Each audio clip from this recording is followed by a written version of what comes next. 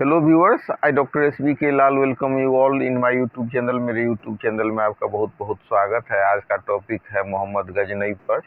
मोहम्मद गजनी के आक्रमण पर इसमें हम देखेंगे कि कैसे भारत में राजपूत राजा सब आपस में लड़ रहे होते हैं और लड़ करके अपने शक्ति को छीन कर लेते हैं। इसी बीच मुस्लिम आक्रमण होता है, तुर्की आक्रमण। तो उसमें दो नाम बहुत महत्वपूर्ण नाम हैं, एक है मोहम्मद गजनी और दूसरा है गोरी। जी हाँ, ये यही गोरी है जिसने सोमनाथ के मंदिर को लूटा था और उसके शिवलिंग को भंग किया था, उसको क्षतिग्रस्त कर दिया था और 20 मिलियन रुपीस का प्रॉपर्टी भारत से ले गया था। तो जब बात होती है भारत पर तुर्की आक्रमण की तो दो नाम बहुत महत्वपूर्ण हैं, एक है मोहम्मद गोरी और दूसरा है गजनी। यहाँ हम जानेंगे कि ये आक्रमणकारी कैसे भारत में घुसे थे और भारत को बर्बाद किया था। भारत में उस समय बहुत छोटे छोटे राज्य थे जो शक्तिशाली भी थे, पर राज्य विस्तार के लिए आपस में लड़ते रहते थे। उस समय नॉर्थ इंडिया में 3 शक्तिशाली राजाओं का राज्य था, पाल, प्रतिहार और राष्ट्रकूट। जबकि दक्षिण भारत में 3 महत्वपूर्ण राजाओं का शासन था, या यूँ कह लीजिए कि 3 जो शक्तिशाली राजाओं में शुमार थे, चोल, चालुक्य और पांड्या। अपने सीमा के बाउंड्री को बढ़ाने के लिए इन राजाओं में आपस में संघर्ष होता रहता था, जिस कारण ये कमजोर भी हो गए थे और उनके बीच आपसी एकता का भी अभाव हो गया था। यदि हम बात करें उत्तर भारत का, तो कन्नौज पर आधिपत्य जमाने के लिए उनके बीच संघर्ष होता रहता था। कन्नौज पर वे इसलिए अधिकार करना चाहते थे कि राजनीतिक रूप से महत्वपूर्ण था वो कन्नौज। जिसका कन्नौज पर अधिकार हो जाता तो उसके आधिपत्य में पूरा उत्तर भारत हो जाता। कन्नौज को लेकर हुए संघर्ष के कारण उनके बीच की आपस की एकता भी समाप्त हो गई। इनकी अनेकता को देखकर तुर्क आक्रमणकारी आकर्षित हुए। The frequent wars among the Rajput resulted in political disunity in north India. This attracted invasion of Turkeys. अब हम देख सकते हैं कि तुर्की कैसे पावरफुल हुए, इस पर हम चर्चा कर रहे हैं। तो बगदाद के जो अब्बासी खलीफा थे, उन्होंने तुर्कों को रखा था गार्ड में और पेशेवर सैनिक के रूप में। तो उनको नौकरी दी थी, उनको नियुक्त किया था, उनको अपॉइंट किया था। लेकिन 9वीं सेंचुरी के अंत तक इन खलीफाओं की स्थिति कमज़ोर होनी शुरू हो गई, तो तुर्कों ने शक्ति अपने हाथ में लेनी शुरू कर दी। अब वो जो पावर जो था, नहीं कहते हैं कि रखने को दिया बंदूक और बन गया हवलदार, तो वो उनको नौकरी में रखे थे गार्ड के रूप में और पेशेवर सैनिक के रूप में। लेकिन जब खलीफा कमज़ोर हो जाता है तो तुर्क शक्ति अपने हाथ में लेने लगता है। वो बहुत सारे प्रांतों का गवर्नर बन जाता है और कुछ ने तो अपने आप को स्वतंत्र भी घोषित कर दिया, खलीफाओं से स्वतंत्र अपने आप को घोषित कर दिया।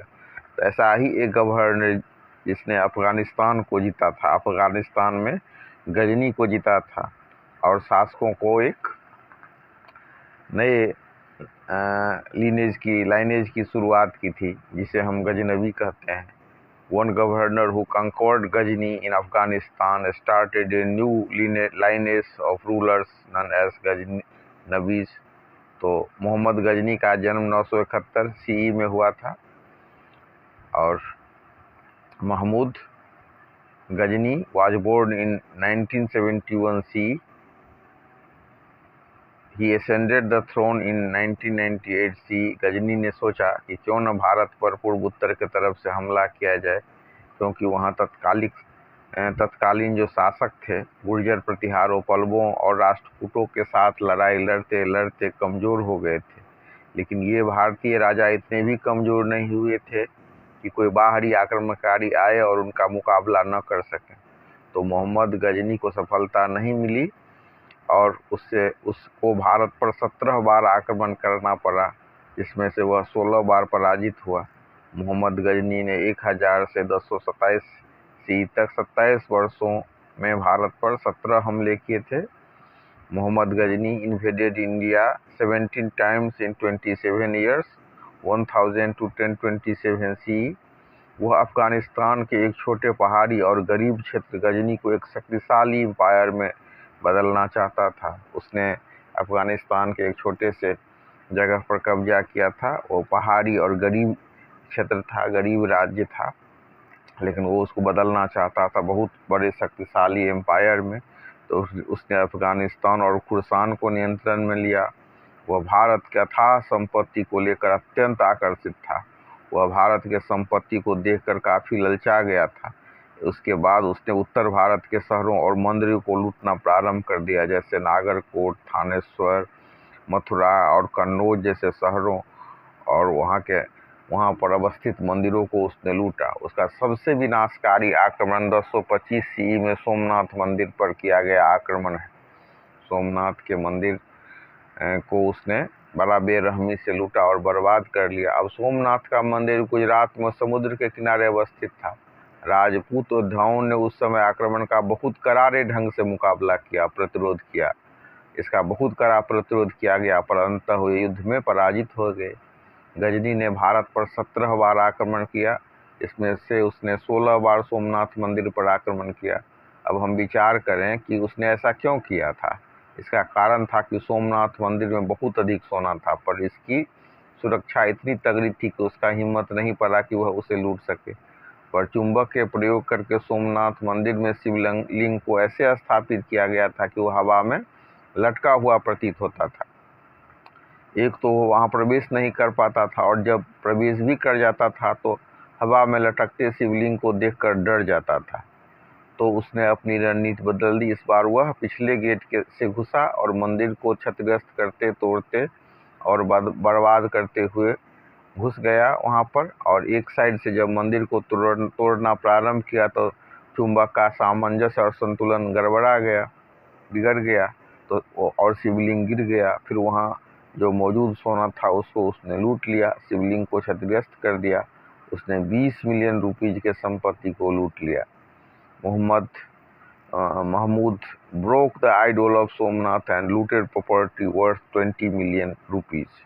कुछ इतिहासकारों का मानना है कि भारत में संपत्ति लूटने नहीं बल्कि इस्लाम को फैलाने और मुस्लिमों के बीच इसे लोकप्रिय बनाने के लिए आया था।